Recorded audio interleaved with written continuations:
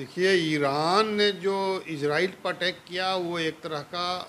براہ راست جوابی کارروائی تھا اسرائیل کے ایران کے جو سیریا میں قونصلیٹ آفس پہ جو اٹیک کیا تھا اس کے جواب میں ایران نے جو اٹیک کیا وہ فلسطین کے جواز کو لے کے نہیں کیا، ٹھیک ہے نا۔ لیکن اس کا مطلب نہیں ہے کہ ایران لا تعلق ہے۔ ایران کی پالیسی اور ہمدردی فلسطینیوں کے حق میں ہے اور واضح طور پہ ہے، لیکن ایران نے جو اٹیک کیا وہ اس کے سوورنٹی پہ، اس کے جب اعلیٰ اقتدار پہ جب اٹیک کیا اسرائیل نے تو پھر اس کے جواب میں کیا، اور ایران کے پاس کوئی آپشنس نہیں تھا۔ ایران اس میں ایگریسرس نہیں ہے، ایران نے کوئی جارحانہ انداز نہیں اٹھایا، البتہ اسرائیل کے جارحانہ انداز کے جواب میں کارروائی ہے ایران کا۔ دوسری بات یہ ہے کہ جہاں تک فلسطین کا مسئلہ ہے، غزہ کا معاملہ ہے، تو غزہ کی فطری بات ہے اس خطے کے اور پوری دنیا کے جو عوام ہے جو انصاف کی بات کرتی ہے، جو وہ ممالک جو جمہوریت اور حق اور انصاف کی بات کرتے ہیں، ان کا اخلاقی فرض بنتا ہے کہ وہ فلسطین کی ساتھ دیں، ان کی تعاون کریں اور بات چیت کے ذریعے مسئلے کا حل کریں۔ لیکن دنیا نے بالکل فلسطین کو اور فلسطینی معصوم عوام کو اسرائیل کے جو جارحانہ انداز ہے، جو ایگریشنز ہیں، اس کے رحم و کرم چھوڑ رکھا ہے۔ اس صورتحال میں اور اسرائیل کا کوئی مقابلہ کرنا تو دور کی بات ہے، ملٹری مقابلہ تو دور کی بات ہے،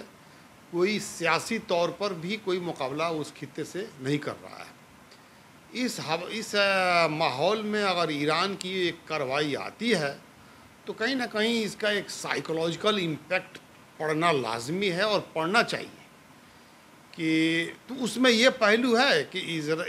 جو ایران کا جو اقدام ہے وہ کہیں نہ کہیں فلسطینی مظلوم قوم کی حوصلہ افزائی کر رہا ہے، ان کو توقیت دے رہا ہے، اس بات سے انکار نہیں ہو سکتا ہے۔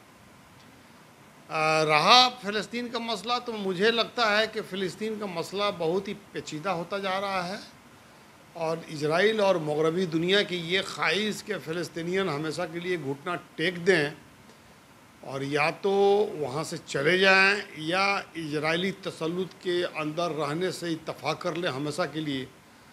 تو فلسطینی وہ قوم ہے جو اپنی جان تو دے دے گی اور دے رہی ہے،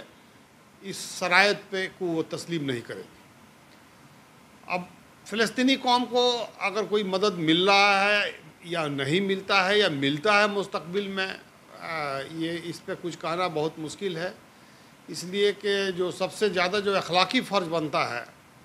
عرب اقوام کی، عرب قوم کی بات، تو ان لوگوں نے اپنا پیٹھ دکھا دیا ہے، اس بات سے انکار نہیں کیا سکتا ہے،